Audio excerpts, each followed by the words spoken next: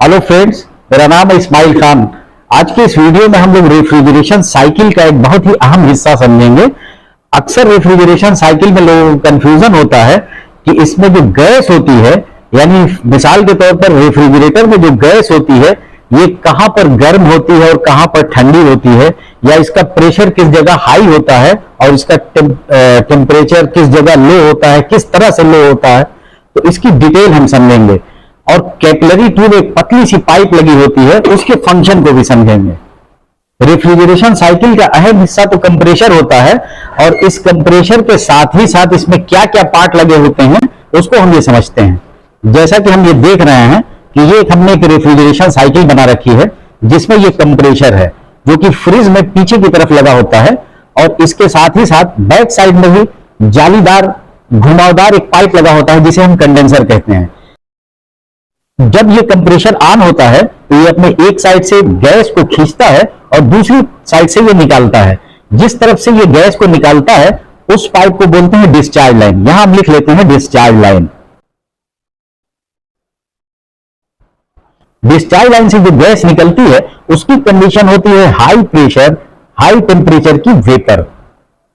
और यहीं से कहानी शुरू होती है कि अब ये हाई प्रेशर हाई टेम्परेचर की वेपर डिस्चार्ज लाइन से होकर जब ये पहुंचती है तो ये जाती है कंडेंसर में। यानी कंडेंसर में जो एंट्री होती है वो हाई प्रेशर हाई टेम्परेचर की वेपर रेफ्रिजरेंट की एंट्री होती है। यानी जो गैस है वो high pressure high temperature vapour के रूप में इस कंडेंसर में इन करती है। कंडेंसर बाहर के एटमॉस्फेयर की ठंडक को एब्जॉर्ब करता है, क्योंकि एटमॉस्फेयर कितना भी गर्म हो इस कंडेंसर के हिसाब से काफी ठंडा होता है, तो एटमॉस्फेयर की ठंडक को ये कंडेंसर एब्जॉर्ब करता है और अपनी हीट एटमॉस्फेयर को देता है। इस हीट के एक्सचेंज होने से जो वेपर है वो ठंडी होकर हाई प्रेशर हाई टेम्परेचर की लिक्विड में चेंज हो जाती है। यानी कंडेंसर से जो लिक्विड निकल रही है या रेफ्रिजरेंट जो निकल रही है उसकी कंडीशन हाई प्रेशर और हाई टेम्परेचर की लिक्विड है। अब ये लिक्विड आगे चूंकि एक बहुत ही पतले और लंबे पाइप से गुजरनी जिसका नाम है कैपिलरी ट्यूब, तो इसके अंदर किसी तरह की कोई गंदगी ना जाने पाए, इसलिए इस कैपिलरी ट्यूब और कंडेंसर के बीच में एक फिल्टर लगा दिया जाता है। इस फिल्टर का काम यह होता है कि किसी भी तरह की गंदगी हो तो वो इसे यहां पर रोक ले और इस रेफ्रिजरेंट या गैस में मौजूद नमी को भी अपने अंदर रोक लेता है। इसके लिए यहां दोनों जालियों के बीच में सिलिका जेल या कोई भी इस तरह का केमिकल भरा होता है जो कि इसके अंदर की नमी को रोक लेता है।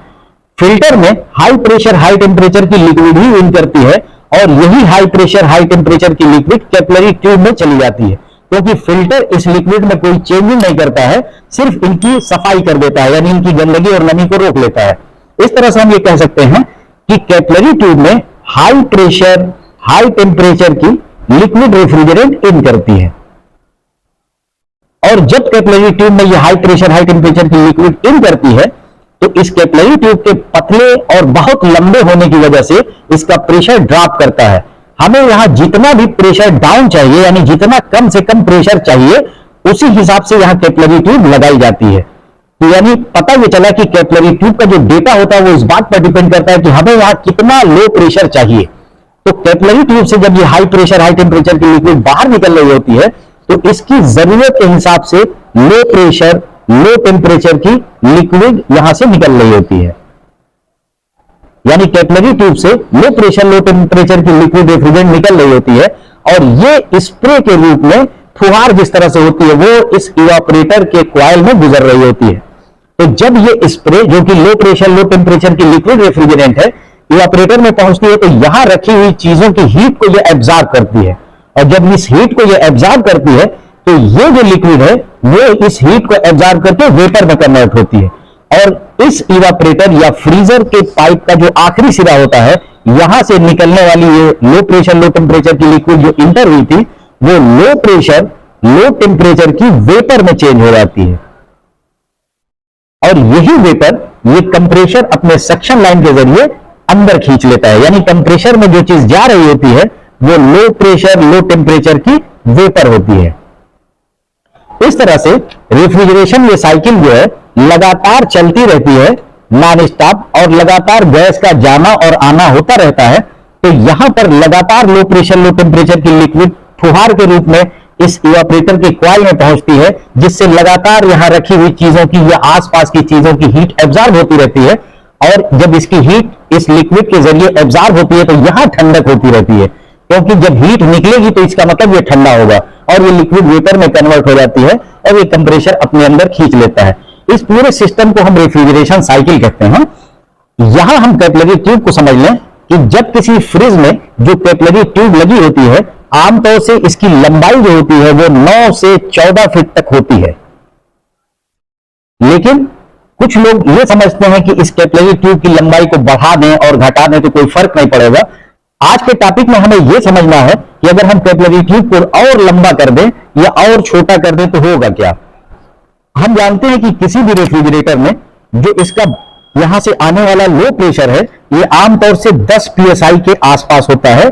अगर इस रेफ्रिजरेटर में R134a गैस चार्ज की गई है तो ये 10 psi का प्रेशर वेरी कर सकता है, 5 भी हो सकता है और किसी किसी केस में ये 15 भी हो सकता है। यानी अगर मौसम बहुत गर्म होता है तो ये प्रेशर थोड़ा ऊपर तक चला जाता है और मौसम अगर ठंडा होता है तो ये नीचे की तरफ आ जाता है, पर एक लमसम प्रेशर 10 psi का होता है। तो ये कैपिलरी ट्यूब इस हिसाब से डिजाइन की जाती है कि आने वाला प्रेशर जो यहां पर प्रेशर डाउन हो रहा है वो प्रेशर लगभग 10 psi के आसपास आए। तो इस प्रेशर पे जो टेम्परेचर यहां पैदा होता है ये वही टेम्परेचर होता है जिसकी हमें इस रेफ्रिजरेटर में रिक्वायरमेंट होती है। अगर हम कैपिलरी ट्यूब की साइज को लंबा कर देंगे तो इसका प्रेशर और ज्यादा ड्रॉप हो जाएगा और जब प्रेशर ड्रॉप होगा तो गैस के सर्कुलेशन में प्रॉब्लम होगी, क्योंकि जितनी गैस इस कंप्रेसर को चाहिए उस मिकदार में नहीं मिल पाएगी, क्योंकि प्रेशर काफी ज्यादा डाउन हो जाएगा। इससे साइकिल में गैस के सर्कुलेशन में प्रॉब्लम आएगी और कूलिंग में भी असर आएगा, यानी चोक बताएगा सिस्टम। पर अगर हम इस कैपिलरी ट्यूब को छोटा कर देते हैं तो इसका प्रेशर जितना डाउन होना चाहिए उतना नहीं डाउन होगा, बल्कि इसका प्रेशर हाई में रहेगा, यानी यहां से तो कम रहेगा पर फिर भी इसके मुकाबले में ज्यादा रहेगा और उस लो प्रेशर के टेम्परेचर की जो को एब्जॉर्ब करने की कैपेसिटी होगी वो उतनी नहीं होगी जितना कि यहां इस हीट को एब्जॉर्ब करने की जरूरत है। इस केस में यहां पे कूलिंग इफेक्ट सही नहीं होगा, यानी कूलिंग नहीं होगी। तो इस तरह से कैपिलरी का जो डेटा होता है वो कंपनी बड़े रिसर्च करके सेट करती है कि कितनी लंबी कैपिलरी होगी और कितनी मोटी कैपिलरी होगी। इसलिए कोशिश ये करें कि इस कैपिलरी में कोई चेंज ना करें। तो इस तरह से ये हमारी एक रेफ्रिजरेशन साइकिल है जो कि हम लोगों ने समझा। उम्मीद है ये वीडियो आपको पसंद आया होगा। चैनल अभी तक सब्सक्राइब ना किया तो जरूर कर लें और ऑल नोटिफिकेशन बेल को भी प्रेस कर लें, जिससे मेरी आने वाली सभी नॉलेजेबल वीडियो सबसे पहले आप तक पहुंचे। Thanks for watching.